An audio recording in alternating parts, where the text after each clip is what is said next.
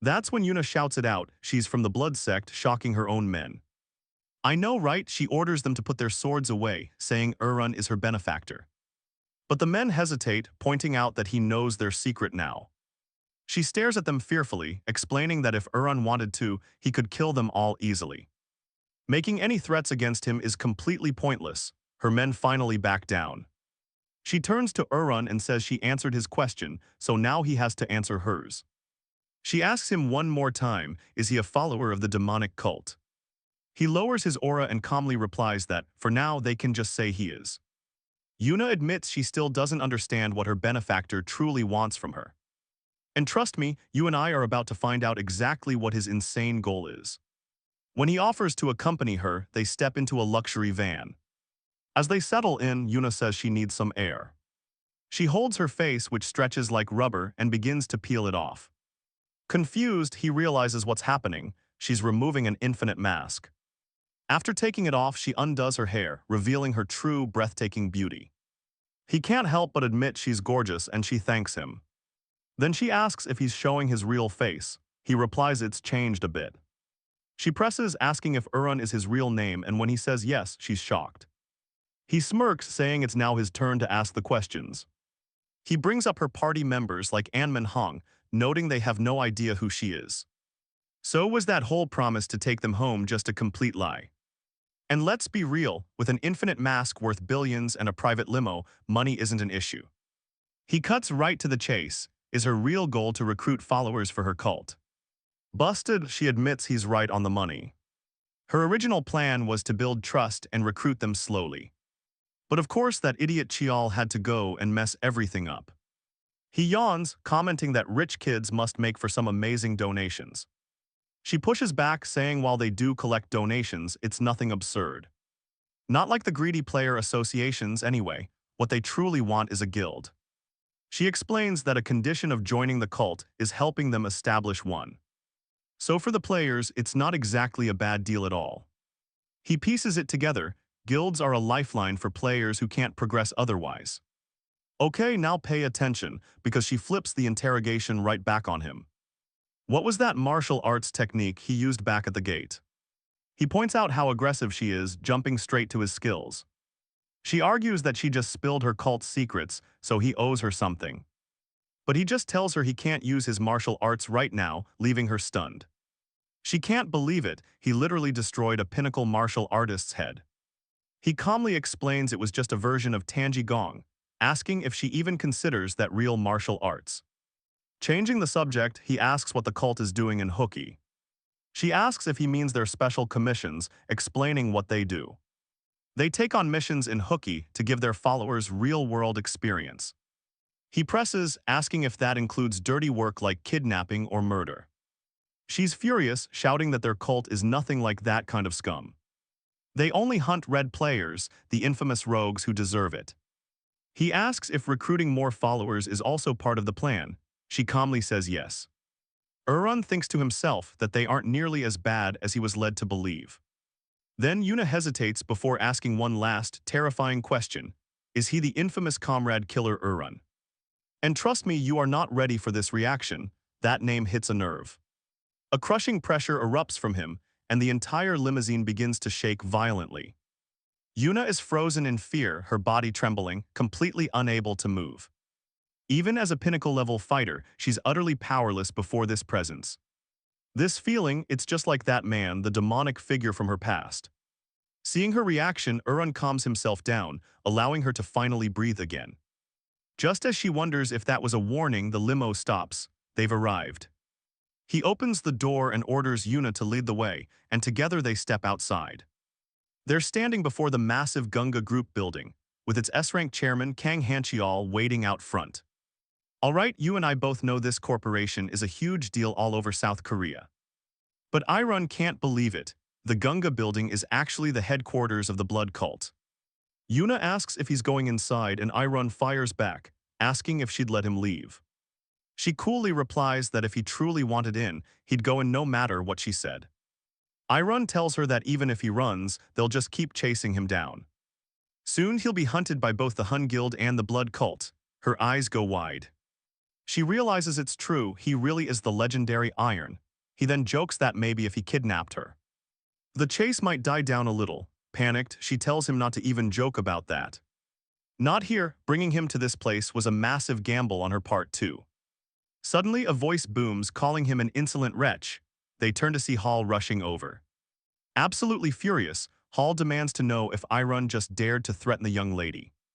Hall explodes forward, yelling for Iron to prepare himself for a world of pain. Yuna screams grandfather and tries to stop him, but it's way too late. Now watch this, Hall unleashes a massive punch causing a huge explosion, but he's the one left stunned. He sees Iron just calmly blocking the hit with one bare hand. Iron, completely unfazed, asks if this is how the blood cult treats its benefactors. A little later, they're inside the Gunga headquarters, sitting at a table. It's loaded with incredible food, and Hall is laughing, admitting he was totally mistaken. He tells Iron to eat as much as he wants. Iron just stares silently at the meal. Hall notices and assures him not to worry, none of the food is poisoned. Iron just smiles at that. He starts eating, explaining that poison doesn't work on him anyway. It's just been a very, very long time since he's had a decent meal. Hanchial, calmly cutting his steak, says that in that case, Iron should eat until he's full. Okay, I know what you're thinking, what's this chairman's deal? As he watches Iron, he's piecing it together. The intel he gathered says Iron is a so-called companion killer. A man named Lee Iron, enslaved by the Volcano Guild, who was recently declared dead. But Hanchial notes that Iron's appearance is completely different from the reports. And what's even stranger is what he felt during that confrontation outside. The energy Hall felt when Iron blocked his punch, that was pure internal power. It wasn't the strength of some ordinary player. This makes Hall question everything about Iron. While Hall suspects his own internal energy is still higher, he can't shake one thing. Iron's completely relaxed attitude is seriously getting under his skin. It's just not normal. Hall finally breaks the silence, acknowledging that Iron came because Yuna owed him a favor. A promise to grant him any wish. He tells Iron to name his price. Anything within his power will be granted, but there's a catch. One promise first. Iron guesses it immediately. Hall wants him to join the blood sect. Hall confirms it, adding that Iron seems to know way too much about them. He asks how exactly he got all that information. Hanchial then adds that he's never heard of the companion killer, Lee Iron, being a member. At this, Iron's demeanor darkens. He angrily demands to know if Hall has been digging into his past. Hall explains he couldn't just let a stranger into their main base without a background check. And with that statement, the tension in the room skyrockets. You and I can feel the strain between them as Hall finally asks Iron his big question.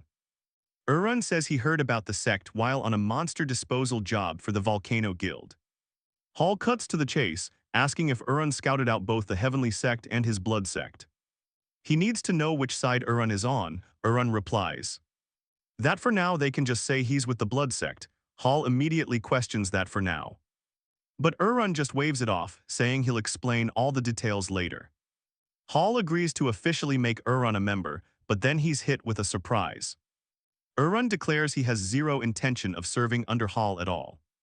In fact, he suggests that Hall should be the one serving under him. And there it is, the absolute arrogance. A powerful aura erupts from Hall, shaking the entire building. He demands to know if Iron realizes what he's saying. Iron, completely unbothered, just calmly replies.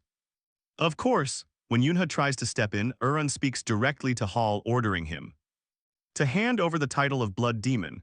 This enrages Hall, who slams his fist on the table. It shatters into a million pieces, but Iron, he just sits there completely unfazed. Hall warns him that he's crossed the line. Once again, Yunha attempts to calm her grandfather. But Hall screams at her to stay back, leaving her frozen and hesitant. He reminds her of the punishment for even daring to speak on the Blood Demon's behalf, and tells her that not even she can protect Iron now. The situation is getting dire. Iron finally stands up, raising a hand. He knows that on paper he's a level below Hall. He may have gotten strong fast, but his body can't properly use martial arts just yet. Noticing this, Hall mocks him, asking if he needs a weapon. He even offers to provide one, but Iron refuses, explaining a weapon would just cause problems. This only frustrates the old man even more. He calls Iron arrogant again. demanding to know why he won't even take a fighting stance. Uran calmly repeats that he can't use martial arts, which pushes Hall to his absolute limit. His aura explodes, shattering the building's glass as he shouts. He's accusing Uran of mocking him, but Uran's composure never breaks. He insists he's serious. Fed up, Hall declares that if Uran needs no preparation. Then he gets 3 seconds, trust me, you're not gonna wanna blink here. Yunha asks if the blood sect has always been this dishonorable. Hall replies that no. They're just dealing with a guest, not an enemy. Yunha pleads with her grandfather. She begs him to reconsider, but Hall just orders her to step aside, desperate. She turns to Uran, calling him an honored guest and urging him to take back his words. Now Hall is furious, demanding to know who this kid is that his granddaughter is so loyal to. Even Yunha herself doesn't fully understand why she's defending Uran so fiercely. She just has this gut feeling that he's the only one who can save the blood sect. Noticing her resolve, Uran reveals that Yunha is the priestess, an oracle serving the blood demon. That's enough for Hall. He finally launches his attack, his fist flying forward. Yunha tries to stop him, but it's too late. The resulting explosion shakes the entire floor. The shockwave can even be heard from outside. Yunha shields herself from the blast. And when she looks up, she's shocked to see her grandfather's flames disappearing. Let that sink in, the flames aren't just vanishing, they're being absorbed. She and Hall are completely stunned. Uran had absorbed Hall's demon flame, all of it. In utter disbelief, Hall realizes the martial art Uran just used is unmistakably the blood demon art. Uran asks if he understands now, and then orders him to kneel. And you and I just witnessed a king bow down. Hall kneels, followed immediately by Yunha before Uran. And bowed, greeting him as master. Uran accepted their submission, proclaiming himself the blood demon, the new master of the blood sect, while Hall sweated in fear. And you can't blame him, how could a mere player know the blood demon arts? Uran then asked if Hall would hand over the position now, but the man said nothing. This just made Uran ask why he wasn't answering. Stuttering, Hall finally explained it's because the current blood demon already rules the blood sect. This caught Uran off guard. He asked if Hall meant there was already a leader. Hall confirmed it. Uran then shot back, asking why he kneeled to him if a blood demon was already in charge. Hall explained that the current demon's blood demon art was a far less complete version than what Uran possessed. Respectfully, Hall added that while he couldn't imagine how Uran mastered the art, it was considered absolute proof of the blood demon's identity and the symbol of the blood sect. At this, Uran laughed, mocking his statement. He asked if Hall actually believed that technique was the true proof of identity. Calling it ridiculous, he said he now understood why the blood sect was in such a pathetic state. Hall could only look on, confused. As Uran declared that the current blood demon was nothing more than a half-baked imposter. Harnessing the dark power around him, Uran transformed it into razor-sharp blades, aiming them directly at Hall's head. He then demanded to know Hall's position. Hall replied he was the left protector. Knowing that someone of his rank would know the inner workings of the sect, Uran withdrew his demonic power and began to explain. He told Hall the true symbol of the blood demon wasn't the blood demon art, absorbing all the demonic power in the room.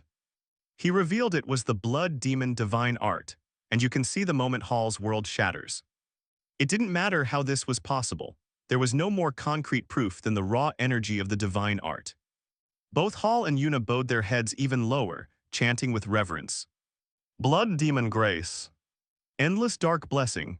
Unimpressed, Uran just asked them what that was supposed to be.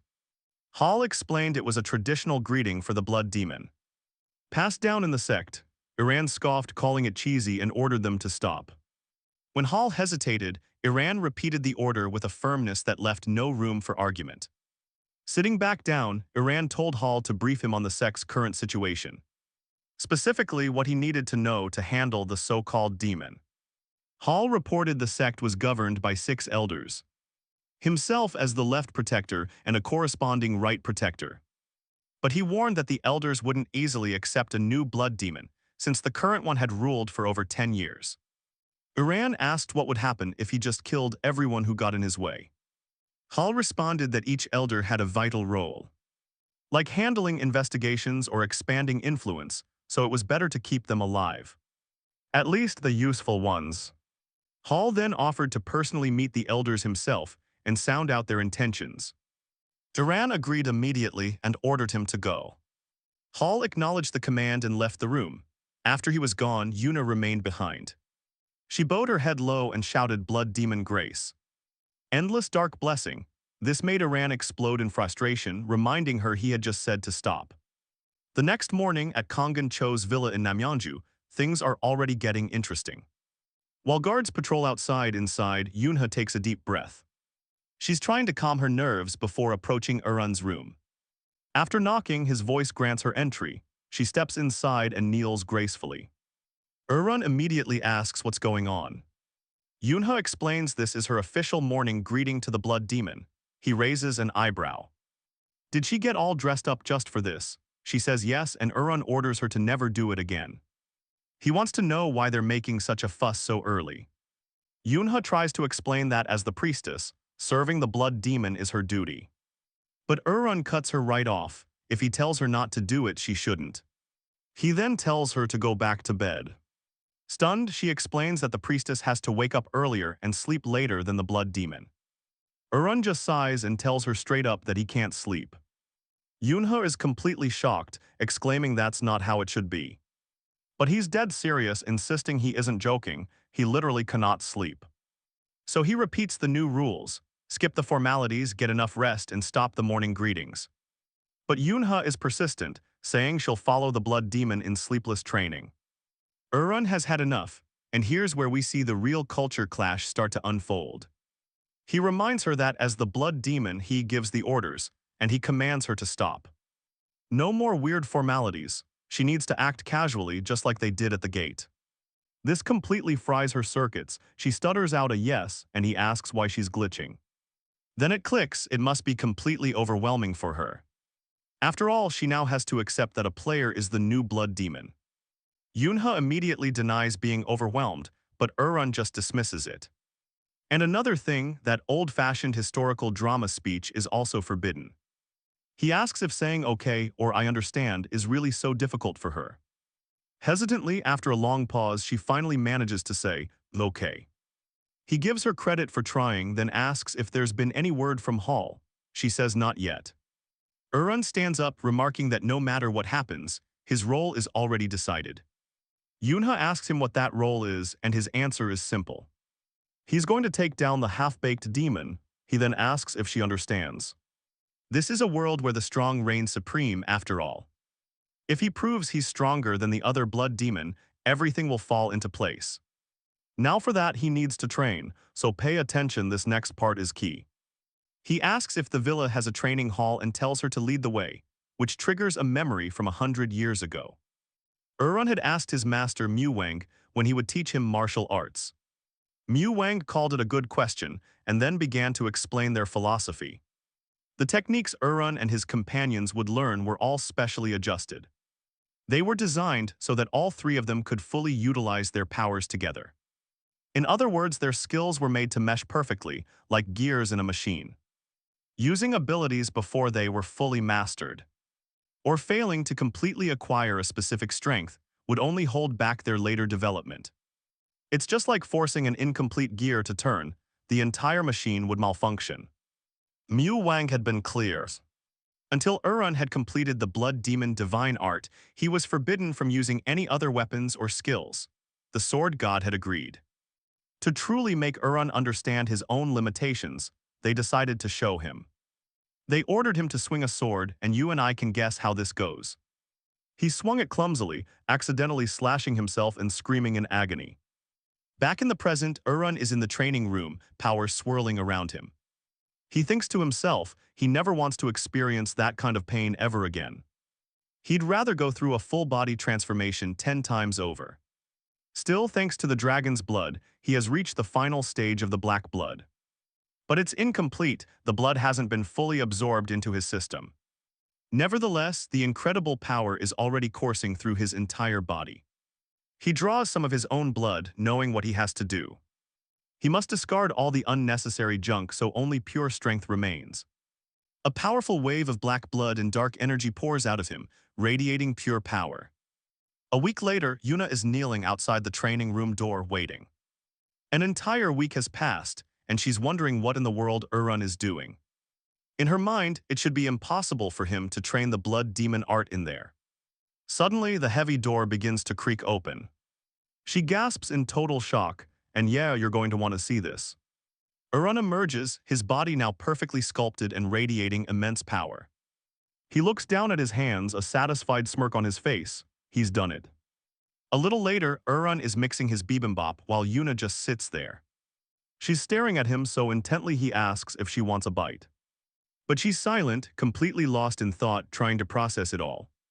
She can't believe he progressed this much in just a single week. Without pure blood and a special ritual, mastering the blood demon art is supposed to be impossible. So how did he achieve this miracle in an empty training hall? He snaps her out of her thoughts, asking if she's going to eat. Startled, she immediately bows, stuttering that she'll prepare the food herself next time. He tells her there's no need for that, he just threw it all together. He repeats the question, simply asking if she wants to eat. Then he turns, looking at the seemingly empty space around them. He announces that he has no intention of being guarded by people weaker than him. He orders them to drop their stealth and eat, and this is where Yuna's mind is blown. She realizes he sensed the Shadow Blood Squad, an elite group of guards.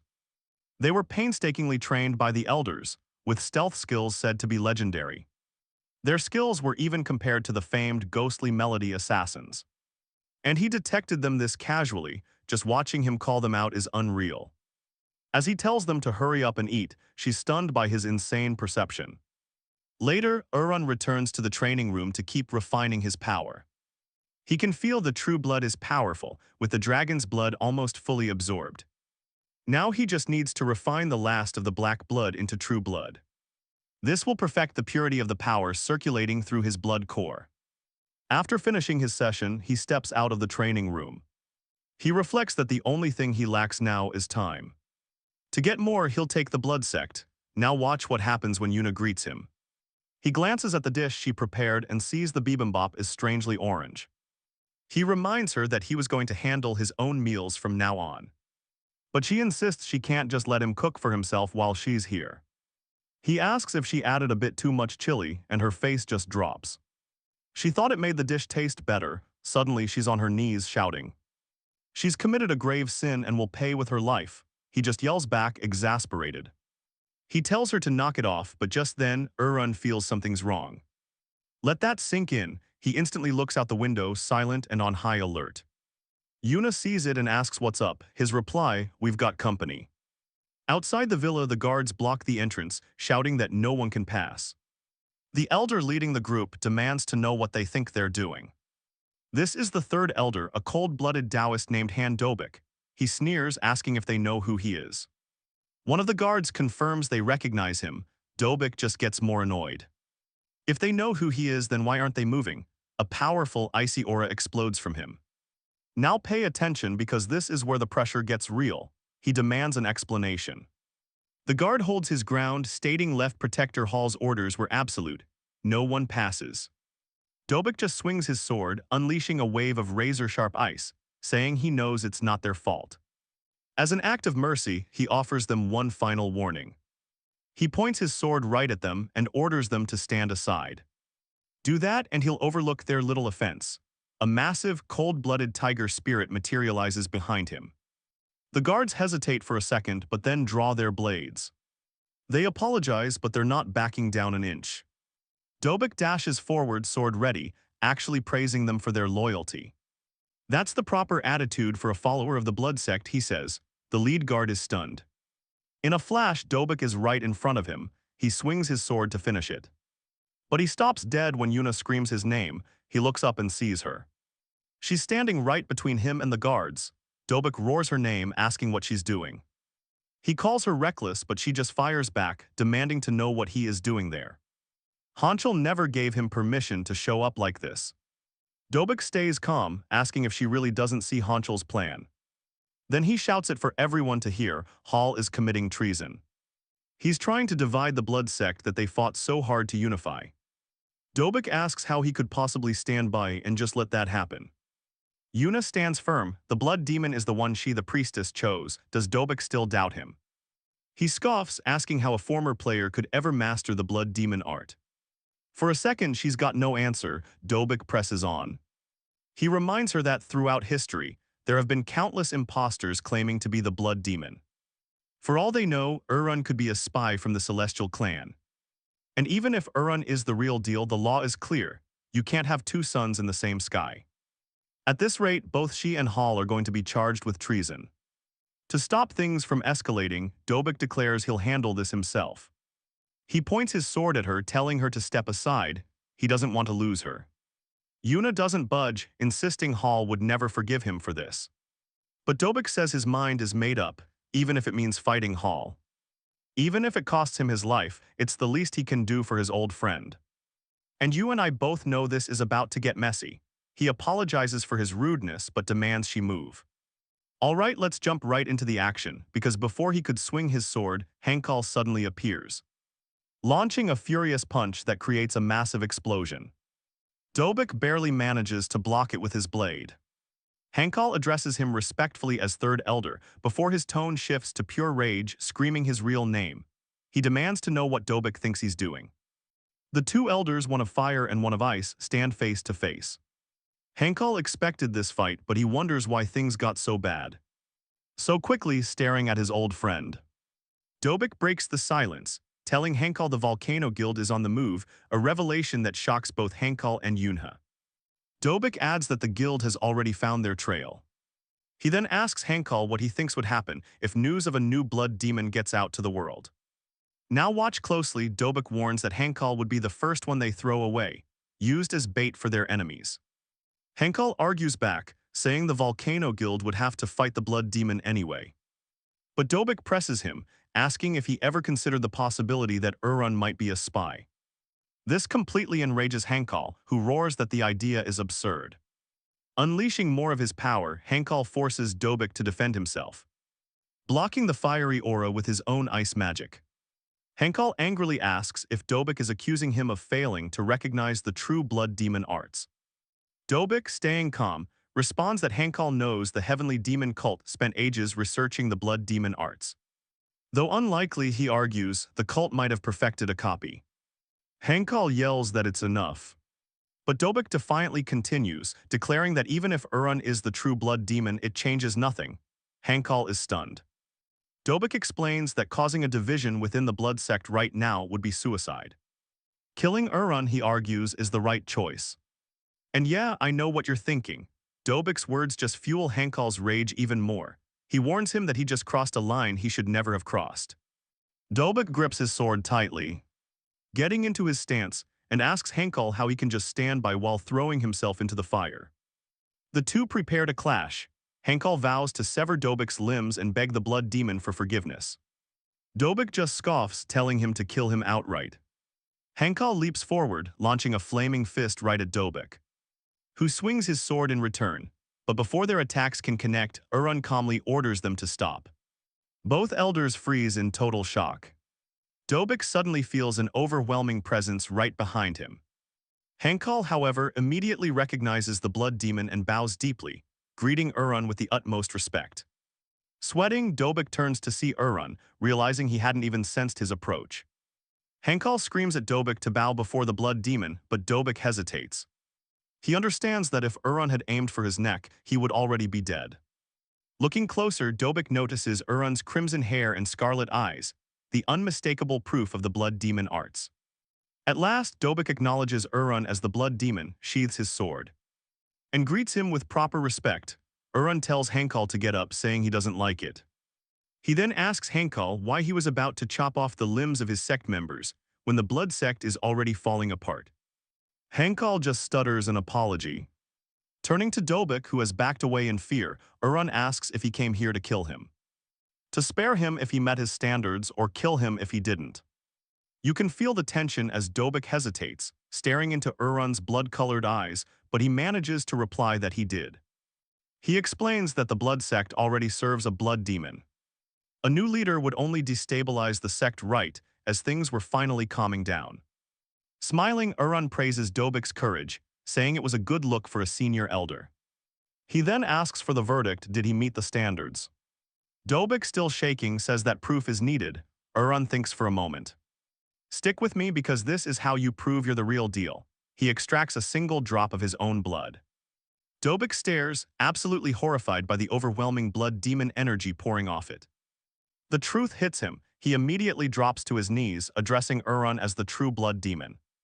Overcome with guilt, Dobik grabs his sword, declaring his next move. He's going to sever his own right arm to atone for ever doubting him. But as he raises the blade, casually flicks a blood bullet, knocking the sword away. The weapon pierces the ground as reminds him that he told them not to do this. And that they never ever listen. A moment later, Yunha is kneeling too. Dobik and Hall join him, all kneeling while sits on the sofa looking completely frustrated. He tells them to just sit, but Hall replies they can't possibly sit on the same level. Not with the real blood demon. Exasperated, just lets them do whatever they want.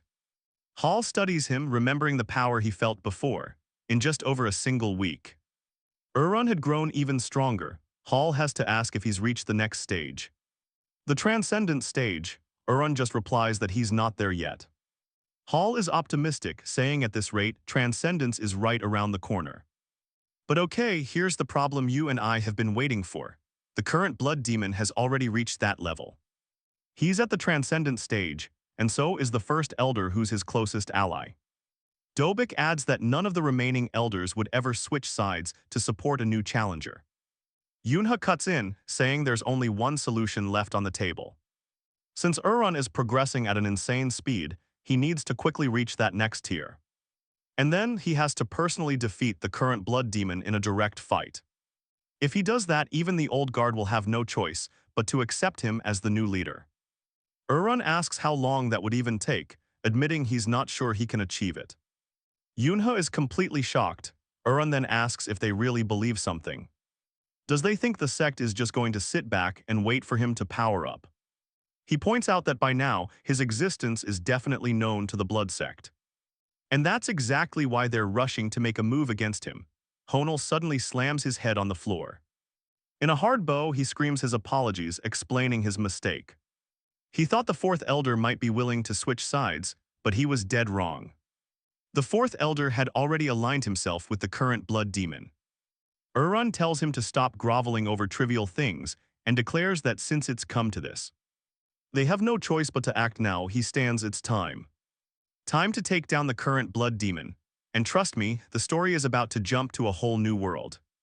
Passing through a gate transports them to an unknown land filled with monsters. You see, passing through a dungeon in this world can lead to another dimension entirely.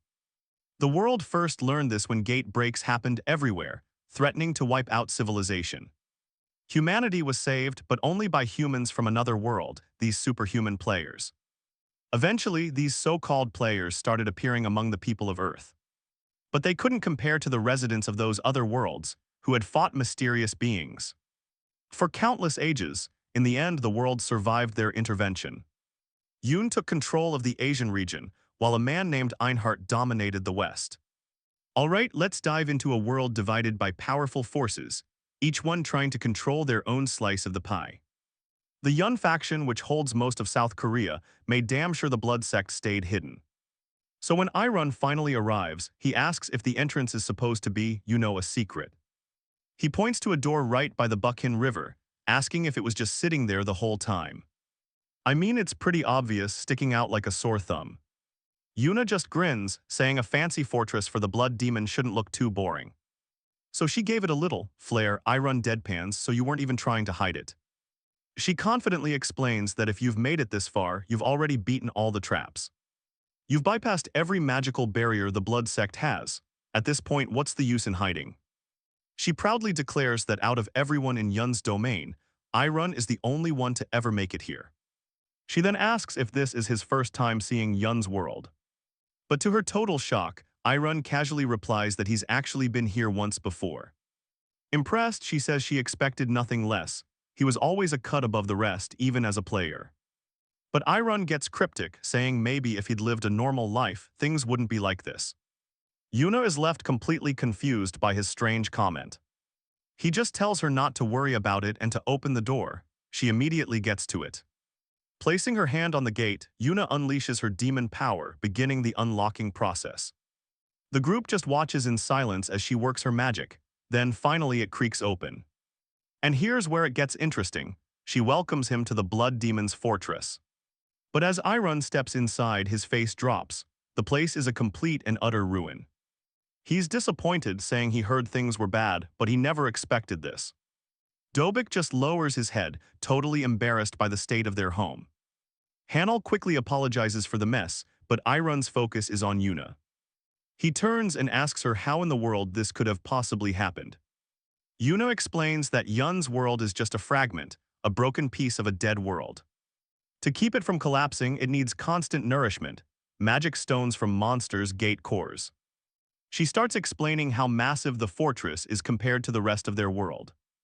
But Iron cuts her off, instantly getting it. I mean, you and I can see it too, right? A place this huge must consume an insane amount of energy. He says that explains why the sect is so desperate to recruit new followers. She can only nod sadly. So Iron asks, why didn't the Kangha Guild, a massive corporation, just focus on farming magic stones? Hanal explains that drawing that much attention would put them all in danger. If a rival guild like Volcano found their entrance while they were this weak, the Blood Demon's fortress would be wiped out for good. There'd be no guaranteeing their future. Yuna adds that there's another reason. The elders strictly forbade hunting gate monsters.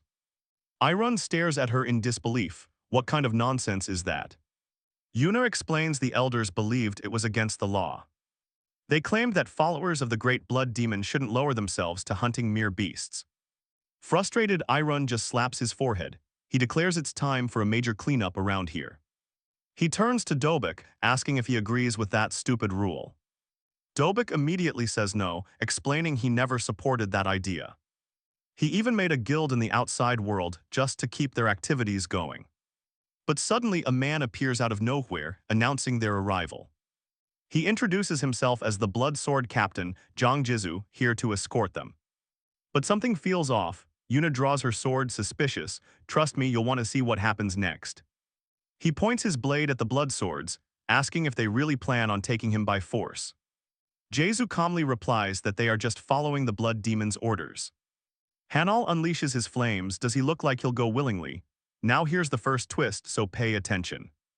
Sighing, Jizu draws his sword, his entire unit right there with him. Yuna, Hall, and Dobik get ready for a fight, but Hanal suddenly tells them all to stand down. Everyone is shocked. Yuna turns to him, confused, but he calmly explains his logic. Since the blood swords traveled all this way just to escort him, he figures he might as well go. He walks ahead, telling his friends not to be scared and to just follow his lead. Confused but trusting, they comply. Moments later, they arrive at the Blood Demon Fortress. Inside the Blood Throne Hall, Hanal's eyes land on the fake lord, who is just finishing his training. He notices immediately that the imposter is way stronger than he was before. Hanal gets wary, and this is the moment we've been waiting for. The real confrontation begins. A man beside the throne accuses Hall of conspiring against the Blood Demon. How could the demon's closest aide betray him? Hall just says he's seeking the real Blood Demon. That one statement enrages the man and sends the other elders into a frenzy. They shout that his claims are blasphemy, demanding to know what nonsense he's talking about. The fake lord, however, is unfazed. He finds it fascinating and asks if there really is another blood demon besides him. The elders exchange worried looks. But the fake lord declares the timing is perfect, admitting he's hit a roadblock in his training. He can't advance his blood demon art, so he reveals his plan to absorb Hanal's power. With that power, he'll become the blood demon god. Hall and Dobik are absolutely stunned. Shock and fear, one elder stammers, praising the fake lord's brilliant plan. He claims that if he becomes the blood demon god, all their problems will be solved. Hanal, completely unfazed, dismisses the whole thing as nonsense, startling everyone. He then looks the fake lord dead in the eye, telling him to stop spouting trash. Telling him to come down here and find out just how pathetic he truly is. And yeah, we all knew this was coming. The fake lord's calm expression shatters, and pure rage consumes him as he crushes the armrest. The armrest of his throne shatters, releasing a powerful aura of true blood. He demands to know what Hanal just said to him, while one of the elders shouts in outrage. How dare he insult the blood demon? The elder quickly reassures the fake lord. He says there's no need for his lord to intervene, they can handle Hanal themselves. The other elders all agree, rising to their feet and making their own declaration. No one challenges the blood demon without going through them first. With a simple nod from the fake lord, the elders step forward to confront them.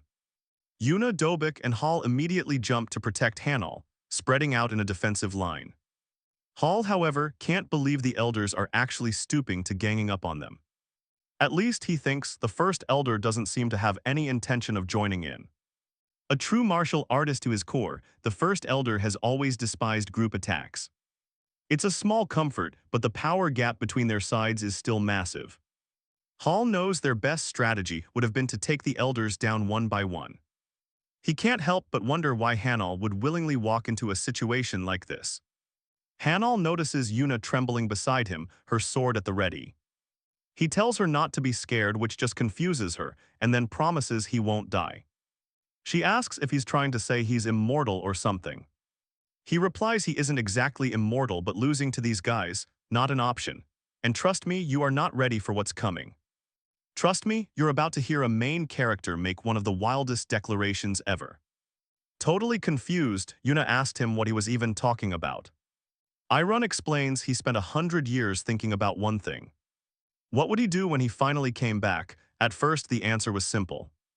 Revenge, but he realized he owed his masters a debt and his purpose changed. Now he's going to find everything they left behind and restore it all. And once he's done, he's putting the entire world under his control. So no one can ever take it from him again. He pauses, remembering Wang's promise. With a smile, he realizes his masters were basically brilliant con artists. They gave him something precious to protect, just so he wouldn't burn the world down. Accepting their plan, he decides to play along with their little game. He turns to the elders, calls them a bunch of morons, and tells them to bring it. Get ready for this. One elder takes a deep breath and spits ghost blood poison right at him. Honal screams, knowing how deadly that is, telling Einhart to get back as he rushes in. But Dobik catches him, yanking Hun's coat and throwing him to the ground. He yells at him, asking if he's trying to get himself killed. Dobik turns back to Einhart, but it's too late, the poison is already closing in. With no other choice, he unleashes a massive wall of ice to shield Einhart. The poison spreads, but the ice wall just barely holds at that one spot. The elder who spat it just laughs, bragging that even the legendary blood demon avoids his poison. Convinced Einhart is dead, he glances at the fake lord, hoping he's made a good impression. All he wants is that left guardian position. Meanwhile, Hall just collapses. He falls to his knees in total despair, thinking it's all over just like that. He whispers, asking if this is really the end for them, but Luna tells him not to worry. The blood demon is fine. Her grandfather asks how she can be so certain. She admits the poison is lethal, even for masters at the breakthrough stage. Plus, Einhart is outmatched, outnumbered, and way behind them in achievements. But still, every instinct in her body is screaming to trust Einhart. He is their one true blood demon, and the only one who can save the blood cult. Now watch, from the middle of that toxic mist, Einhart just walks forward totally unharmed. The whole hall goes silent as the elders stare, completely stunned to see him alive. He calls them pathetic, saying it's no wonder the blood cult is in shambles. They've been hiding inside their little fortress, blind to the real world. Pointing at the attacker, he calls them stagnant fools, asking a simple question. Do they have any idea what the martial artists outside are even capable of? He mocks them, saying they're barely on par with a large guild these days. Even when Hall or the priestess tried to warn them, they just refused to listen. One elder, absolutely furious, screams for the others to ignore Einhart and just attack. They all draw their weapons, slowly closing in on him before launching their attacks. But right before their techniques can land, Einhart asks them a question. Do you know why the blood demon is worshipped as a god? Suddenly they all freeze. Einhart stares them down, explaining that the blood demon is worshipped for one reason. Because to the blood cult their existence is absolute, they struggle but can't move an inch. Einhart nods, saying it's good to see the blood techniques were passed down correctly. You and I just saw Hall and Yunha watch in pure awe as the elders were completely paralyzed. With everyone frozen like statues, Urun turns to Hall and asks who gets to live. Hall stammers out his answer, the Blood Sword Brigade, the first elder and the sixth elder. With a simple flick of his finger, Urun executes the remaining elders. Pop. Now pay attention, the fake lord is horrified watching them die so easily. Urun turns to him, pointing out that if he'd truly mastered blood techniques, he should have been able to escape the influence of the blood demon divine arts. He asks the impostor why his head is still attached to his shoulders. Then he mockingly calls him a fake blood demon, pushing the guy's buttons even more. Urun looks him up and down, asking if he was right to assume that the fake lord's power was just a cheap, diluted imitation. Pushed to his limit, the fake lord roars in anger, gathering blood in his hand. He forms it into a sword and Yuna gasps, recognizing the blood demon's sword art. But Urun is perfectly calm, just staring him down unimpressed. The fake lord declares this is the third form of the blood demon's sword art. Raising his sword high, he swings it down, unleashing a blood dragon that roars to life. The dragon lunges forward, completely engulfing Urun as Yuna screams in terror. The fake lord shouts in triumph, promising he'll shred Urun to pieces. He'll reduce him to nothing but a puddle of blood on the ground. But just as he's gloating, a bright light appears from inside the dragon's mouth. With a casual wave of his hand, Urun shatters the blood dragon into nothing. "You're full of crap," he says, as the fake lord just stares in total shock. Urun questions if he really calls that pathetic attack the blood demon's sword art. He then explains that his master never created anything remotely like it. The fake lord stutters, screaming that it's all nonsense, but Urun just calmly continues.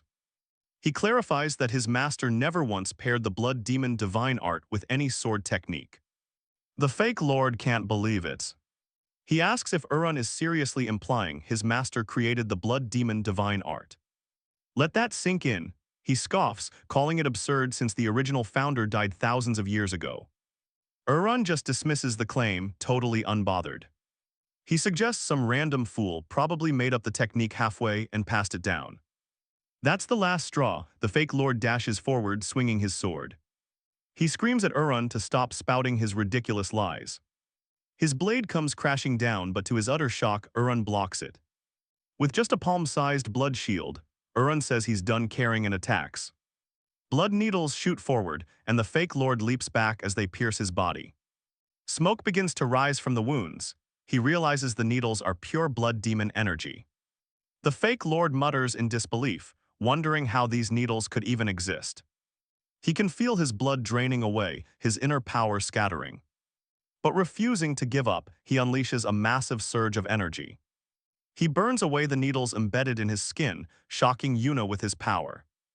The fake lord screams that Urun's abilities are nothing but cheap illusions and tricks.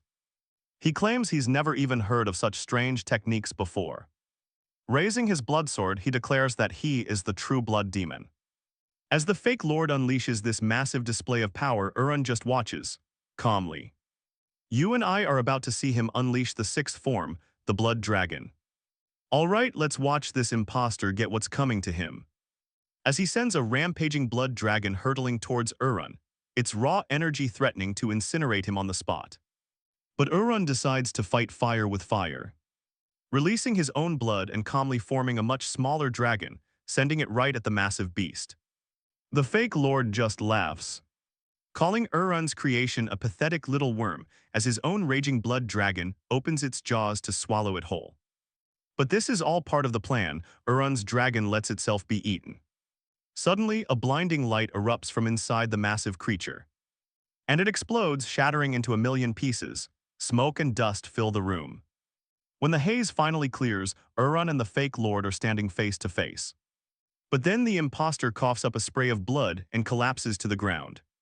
He can't believe it. He felt the clash of their power. He was sure of it. He was certain Urun was only at the extreme demon realm. And even though his own level was higher, he was completely overpowered.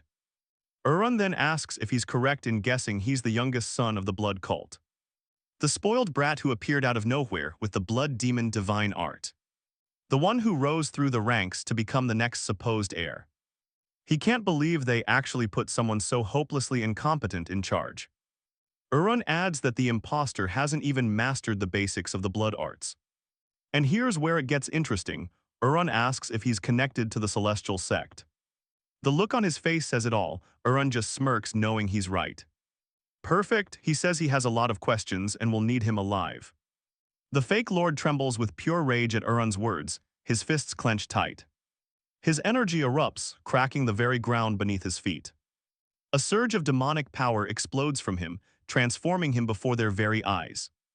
Shouting at Urun not to get cocky, the imposter's body twists into his final form. Yuna stutters in absolute terror as everyone else just stares in shock. Can you believe this? She asks if this new form is the legendary blood demon god. But someone tells them it's impossible, it's reverse blood, a desperate last resort. The fake lord just laughs maniacally, screaming that he'll absorb Urun whole and become the true blood demon god. But Urun just calmly replies, if you can.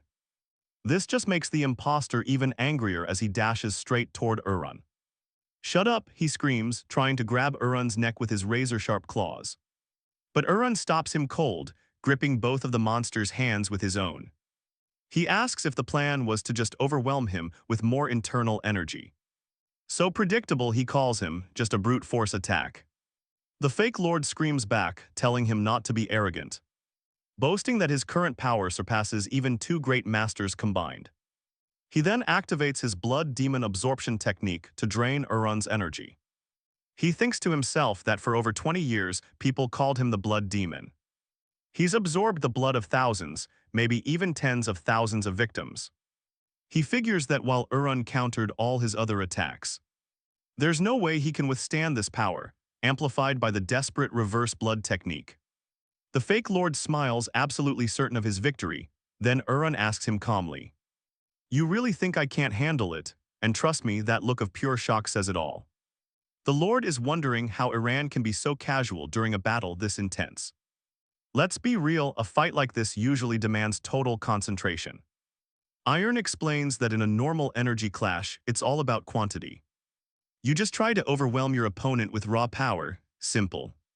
But the blood demon absorption technique, it plays by different rules. In this kind of fight, he says, it's not how much energy you have. It's how you use it, and Iran is about to give him a masterclass. He unleashes his demon energy, gripping the fake lord's hands tight. Now watch this, the exact moment the fake lord realizes he's made a fatal mistake. He starts siphoning the guy's power, and the screams are just brutal. The fake lord's vibrant red hair starts turning white as his body just withers away. And then he collapses. When he finally wakes up, he's somewhere else entirely. A dark, strange place. He's confused, but then he feels it. A terrifying presence right behind him. He turns and sees a blood demon power. Something on a whole other level. The fake lord is paralyzed with pure fear. He watches the figure approach. It's Iran, and he's smiling. Iran asks if he recognizes it. The fake lord can only manage a terrified nod. He sees the truth. Iran is the Great One, the blood demon god. Then he passes out again. Back in the real world, Iran purges the impurities. He keeps only the pure essence of the blood he just absorbed. All that refined power flows right into his dantian, perfecting his energy. This is it, the absolute peak of pure blood cultivation. His people are floored. Hall is trembling, thinking about the massive gamble they just took on him. He knew the blood cult was decaying and needed a serious shake-up. Even if they lost, their sacrifice could have sparked a new beginning.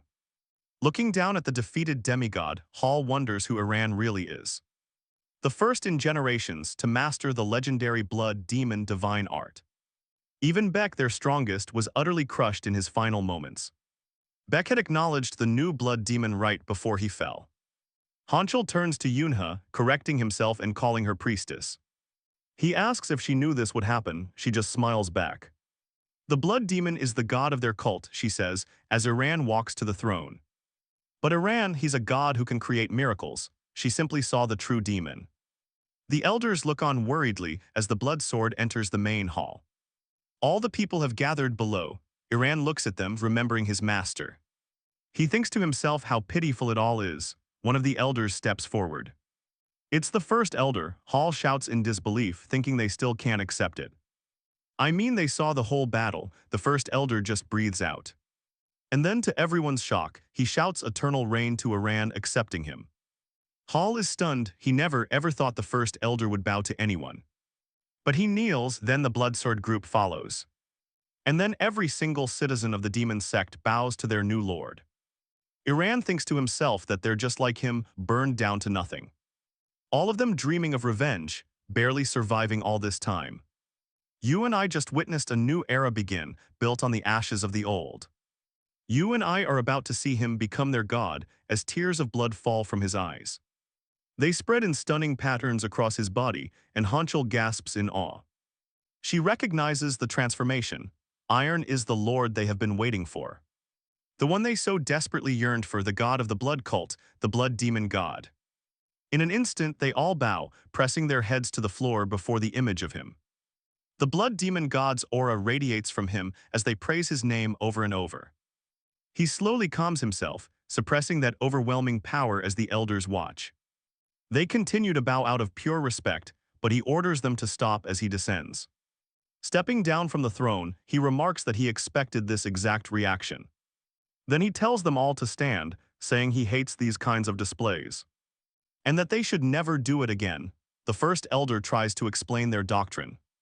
It states that when the true blood demon god appears, they must lower themselves and pay reverence. Iron turns, asking what exactly this doctrine is. She replies, "It's the word delivered by the blood demon god himself for the entire cult to follow." In other words, whatever he says now is the new doctrine. Iron asks the first elder. If he heard that, so who's not following the doctrine now? He asks pointedly. Getting the message loud and clear, the elders immediately stand, promising obedience. Suddenly Bak moves behind him and Dobik instinctively reaches for his blade. But Iron tells Dobik not to bother. Bak is already as good as dead. Looking at the man, Iron thinks to himself that he'd been completely broken. After encountering that thing, then Iron makes a chilling declaration. He announces that he is going to hunt down the Chan clan as well. The elder asks what he means. Iron's reply, he'll show them, now watch this. Aiming at Bak's head, the man collapses instantly, shocking every single elder. With chilling precision, Iron controls his body, forcing him up as his fingers twist. Unnaturally, breaking in multiple directions while veins bulge grotesquely from his skin. The elders are horrified. They recognize it, the reverse transformation technique. Brutal, right? Dobik is in disbelief, asking if they're seriously saying no one noticed this.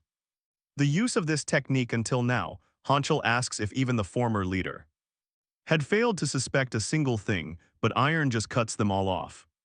He reminds them that Bak is from the Chan clan when Hanchul tries to explain.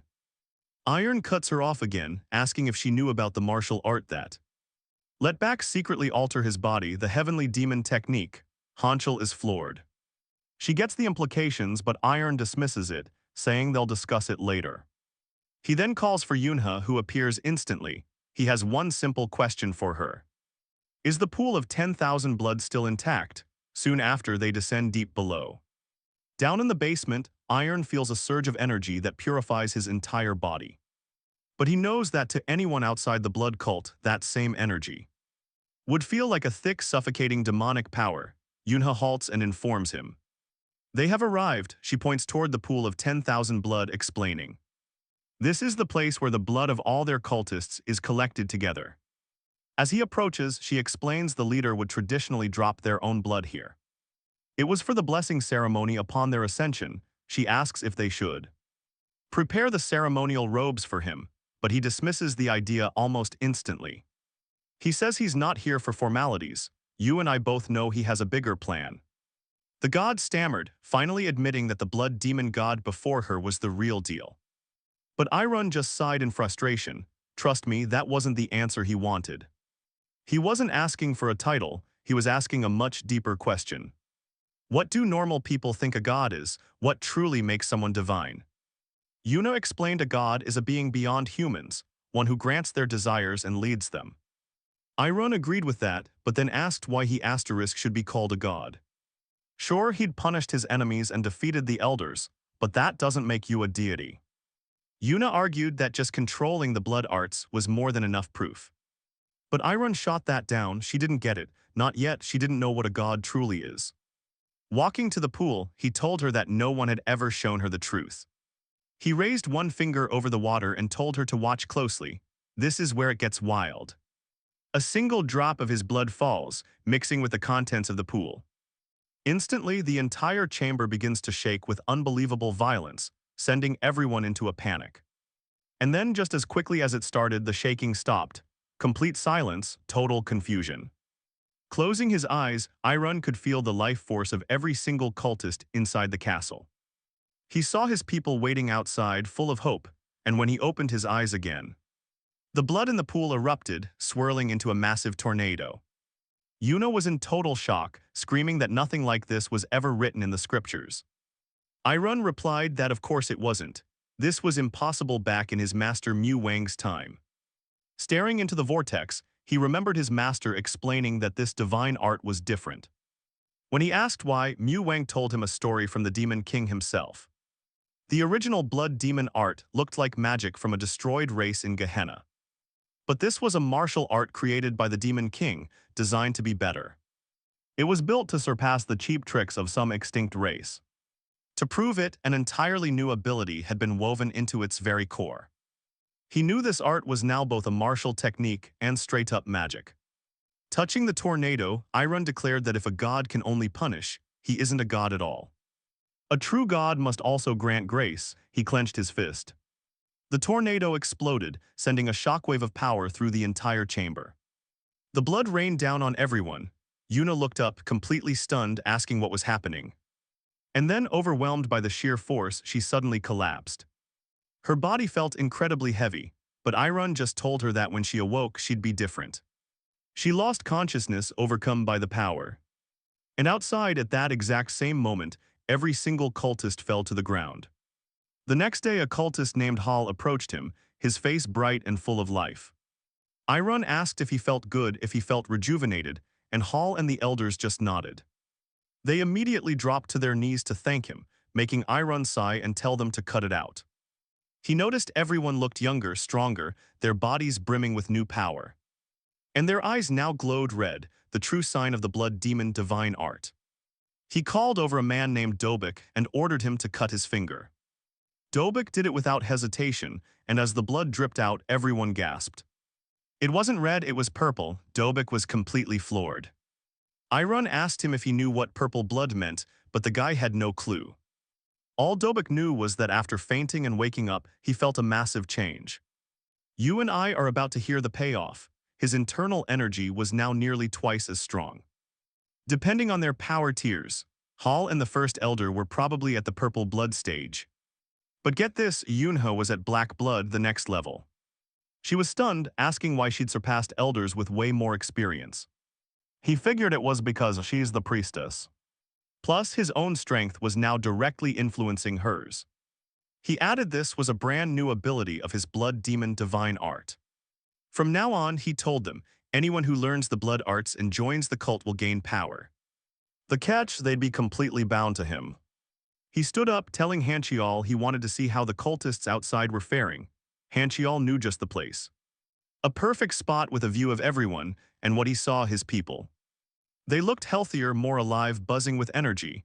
Hanchial couldn't believe it. Even the sick and starving residents had their vitality back. He agreed, but warned them it was only a temporary fix. He then turned to Hall, asking if it was true they still didn't have the funds to feed everyone. Startled, Hall apologized, blaming the guardians and the other elders for the failure, but he stopped him. It's not your fault, the blame lay with Back and the dead elders, and they would pay. Pay dearly for ruining what should have been his, even in death. He added that the elders could have at least let things collapse gracefully. Was it true, he asked, that they couldn't even last another month? Now watch how deep this disaster goes. Hanchial, sweating bullets, admitted they'd already sold off shares in the Gangha group. The guild was on the verge of collapsing. Plans to clear gates were on hold, all because the blood demon had reappeared. He sighed, looking up at the sky. Wang, why'd you leave me with such a mess? Hanchial then chimed in. The most urgent problem, the lack of elders. He explained the first was in charge of the Blood Sword Palace. The second of the Blood Gold Palace, each with a specific role.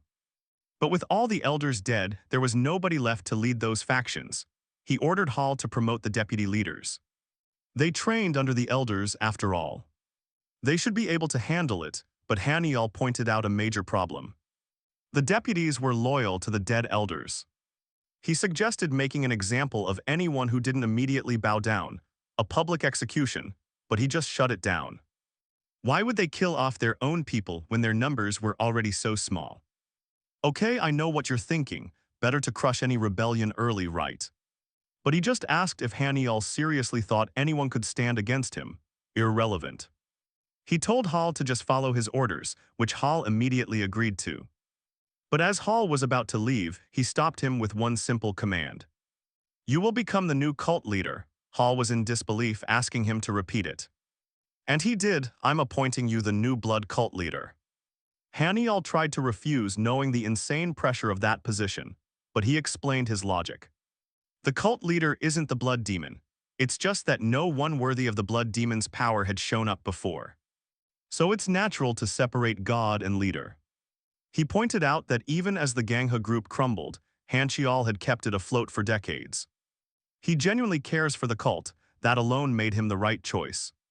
He knows the outside world and the politics inside the castle. You and I just witnessed a masterclass in leadership, picking the one man who could bridge both worlds. With a silent agreement, Haniel makes it official from this day on. Hall is the new blood cult leader. Stunned, Hall composes himself and kneels. He accepts the promotion, swearing to deliver results worthy of the title. Bending down, Haniel says he already sounds like a proper cult leader.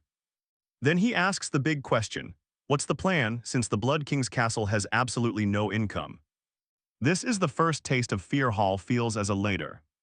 He looks to the two elders for ideas. They're shocked but say nothing.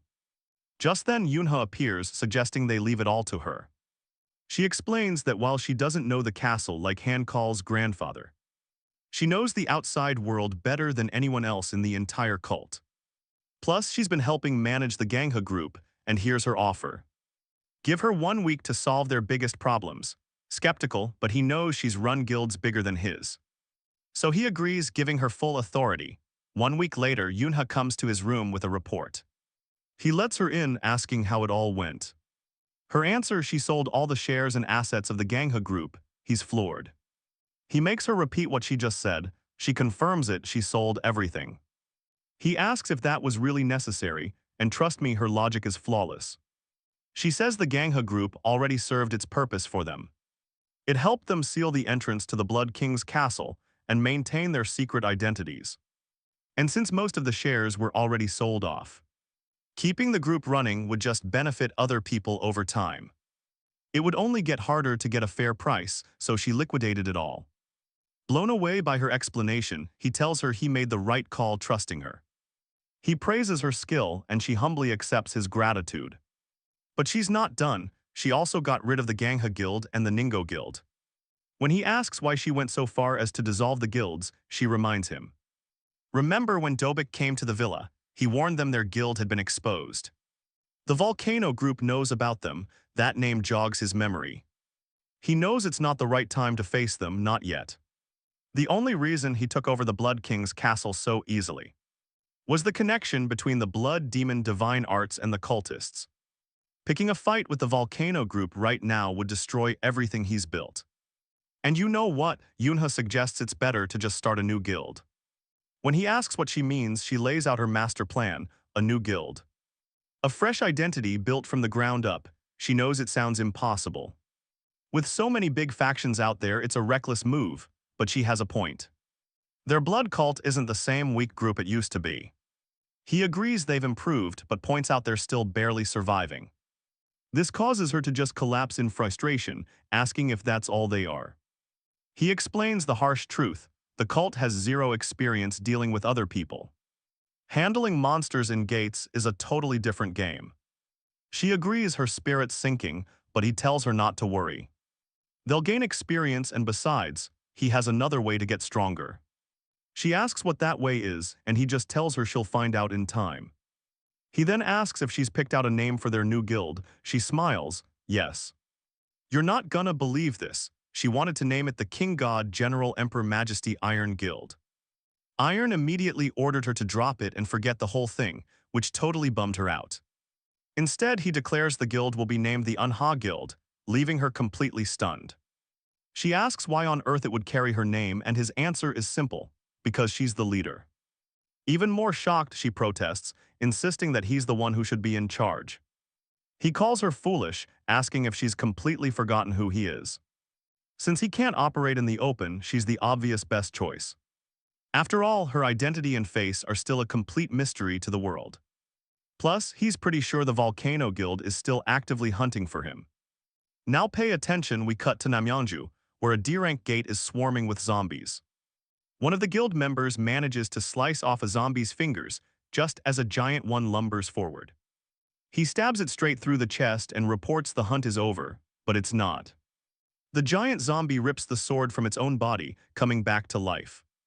In shock, the man screams, asking why it didn't die when he hit its heart. Just then, Unha flashes in at blinding speed, slashing the monster to pieces. She tosses a holy enchantment to the guy, telling him undead won't die otherwise. The weapon has to be coated in holy power. He catches it, understanding. Another member reports that the entire area has been cleared of threats. She praises their work and tells them to begin the next phase. They place their hands on the ground near the zombie bodies as she watches on. Her mind flashes back to Iron teaching her the blood demon absorption art. She was horrified. Back then, she'd asked how something like that was even possible. He explained it wouldn't have been, but now they're all connected to him. Back in the present, the Unha Guild members successfully use the dark art. They begin drawing all the blood and power from the fallen zombies. Later, at an underground bar in Pyeongdaeon, customers are buzzing about a new guild. A guild in Namyeonju that's making serious waves. Someone mentions they're called the Unha Guild. Rumors are already flying that they're the successors of the legendary John Jingo. Meanwhile, others are talking about how Chiang and Wu from the Volcano Guild are mobilizing their forces. Iron casually walks up to the counter, and the bartender, Hasok, instantly recognizes him. Pouring a drink, Hasok warns him not to hold a grudge over their last job. He tells Iron not to get involved, asking if he really doesn't understand. In their line of work, he explains, things just go sideways sometimes. It's the nature of the business. He offers the drink to Iron, who takes it and downs it in one go. Hasok then asks if he joined the cult, noting Black City works closely with the blood cult. If he's a cultist, maybe this visit isn't about a personal grudge after all. Iron confirms it, he is. Curious, Hasok asks what brings him to his bar. I'm here for the Dark Net's access rights, Iron says plainly. Hasok tells him that's way above his pay grade. He has no authority to grant that. In response, Iron simply tosses a symbol onto the counter with a heavy thud. Hasok's eyes go wide. He asks in disbelief if Iron is a Grand Elder. Iron just smirks, asking if it isn't obvious. Hasok is completely baffled. He stammers that even so, a request like that requires a massive price. Calmly, Iron tells him he has some valuable information to trade. You and I just heard the craziest intel drop. The current blood demon is being replaced.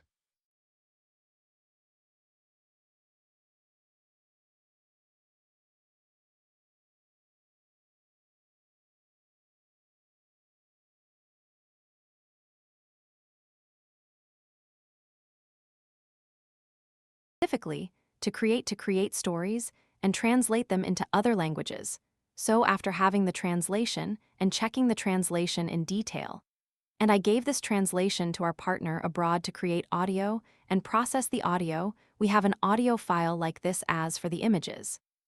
That appear in our videos are collected from Google Images, and then we will only select images that fall under usage rights allowed for reuse and modification. We use Google's rights filtering tool according to the